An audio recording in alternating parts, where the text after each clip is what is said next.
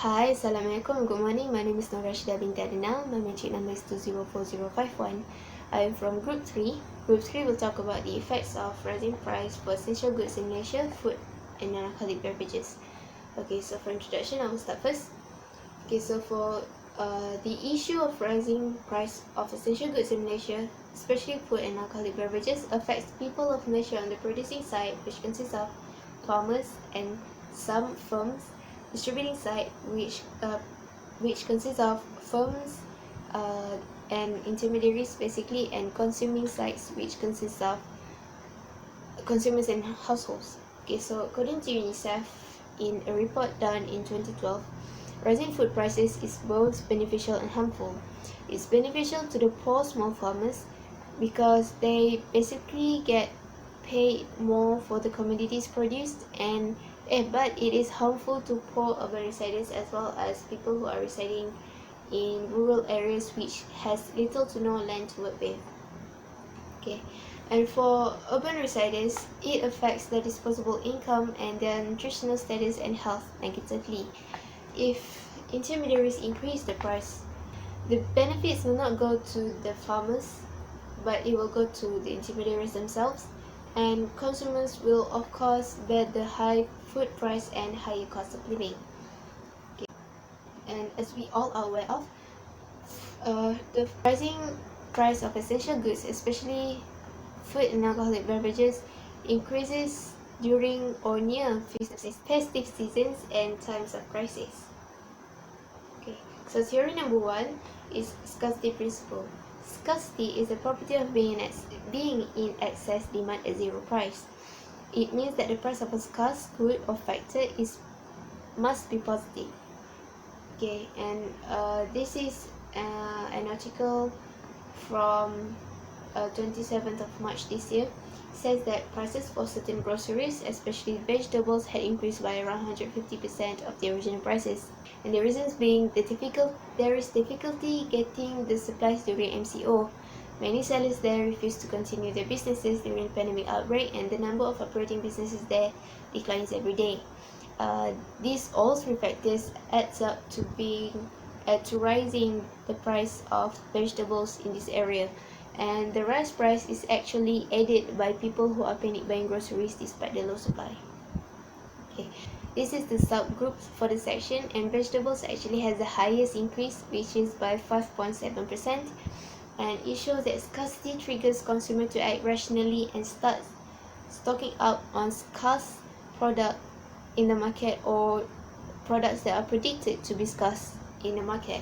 This proves that the market is in line with scarcity principle as suggested by Richard L. Porter in 1965, which said that aside from supply and demand in determining the exchange value, the price also depends on the relative scarcity of a product supplied to its demand. Thank you. Assalamualaikum. My name is Sofia Nuraisha binti Muhammad Abdul Rahim. My matrix number is 204221.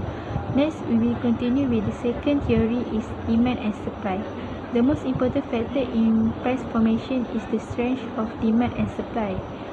Prices will go up and down over the season, especially during the festive season. According to a news article in Malaysia Kini 18 May 2020, Senior Minister Security Cluster Datuk Seri Ismail Sabri Yaakob said following reports on traders and consumers complaint about rising chicken prices in the market, ranging from RM80 to RM90.60 per kilogram compared to the early days of the Movement Control Order MCO. So, it shows that the government must ensure that prices are controlled to meet the people's demand. Demand for the community needs to be stable and in line with the supply of essential goods, especially raw food and so on. The thirdly theory is neoclassical synthesis. One of the key elements of neoclassical synthesis is classical economics. Assume that the most important factor in a product price is its cost of production. News in Malaysia Kini 28 January 2020 shows that even economies of scale fail, the result is the firms will incorporate such high production costs into the final price of their products. It is because the cost of producing local products imposes high costs. A more practical approach is to import much cheaper food from another country. So, the higher the cost of production, the higher the final price. So, the government needs to stabilize the cost of production of goods, especially essential goods, to control the final price of goods. That's all. Thank you. Hi, my name is Izzatu Atra binti Maisa. My metric number is 203529. So I will continue my part, which is how to solve problems through the economic indicators. So what is inflation? Inflation is increasing in labor price. It's happened because of high purchasing in goods. As you can see, the Malaysian inflation rate was getting higher from 2010 to until 2017. And then it drops until 2020, especially of the 2020 because of the COVID-19. So how to cope with this? First, by consumer roles. Consumers play an important role. They should practice rationing goods by reducing the consumption of the same goods, which has led to a rise in prices.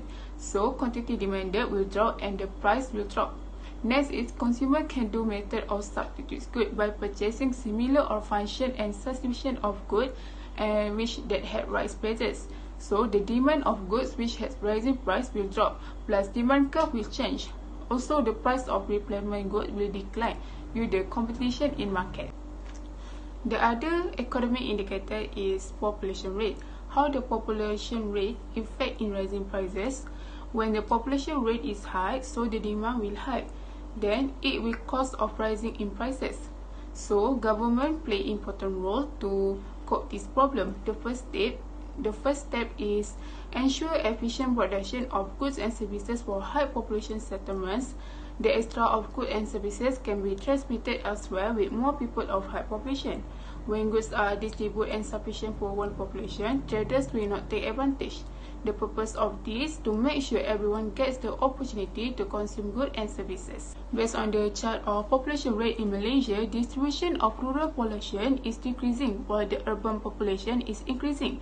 This shortage has led to the issue of traders taking advantage by increasing prices of goods to the rural population.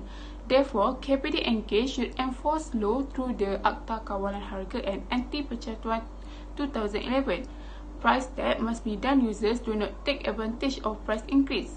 Thus, listen sufficient or maximum penalty for those who hide the essential during the demand hike.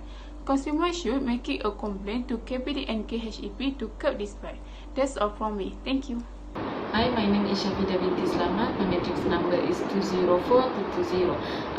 International trade include export and import activities of the exchange goods and services. This is include foods and beverage.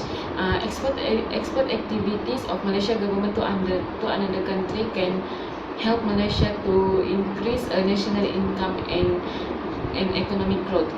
Next, percentage of export to the Asian country is Singapore with 49.9%, Thailand 16.3%, Indonesia 14.6%, Vietnam 9.7%, Philippines 6.6%, and other Asian country is 2.9%. Total trade volume in March 2020 is 69.8 billion, but this is declining compared to March 2019, which is 75.6 billion.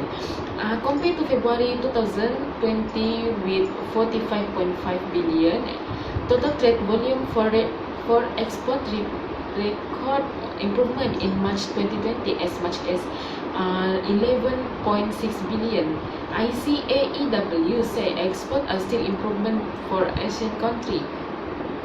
This will increase productivity, job opportunities, and overall economic well-being. In 11 years, 2020 export Malaysia fell 25.5% because of pandemic COVID-19. Our Health Director General, Dr. Nur Hisham Abdullah said export activity operate as usual, but had to following the standard operating procedure (SOP). Okay, next, conclusion. Farmer can be a partner with Matrade. Farmer can do international marketing with their crops. The uniqueness of fruits and vegetables from our country can attract the attention of foreigners. Next, SME can contribute to the country's economic growth. The locals need to support and buy Malaysian-made goods can reduce the unemployment and offer more cheaper for food and beverage production. And third is use the platform of KPD and HEP to make a complaint. We can do a complaint over the phone, do a complaint letter website, or go straight to the PPAP. Suggestion and policy implication is suggestion reduce tax on goods and service. So our of purchase is increased, and KPD and HEP need to do periodically monitor stores. Next, the policy is government should do the maximum price policy to help consumer. That's just it. Thank you.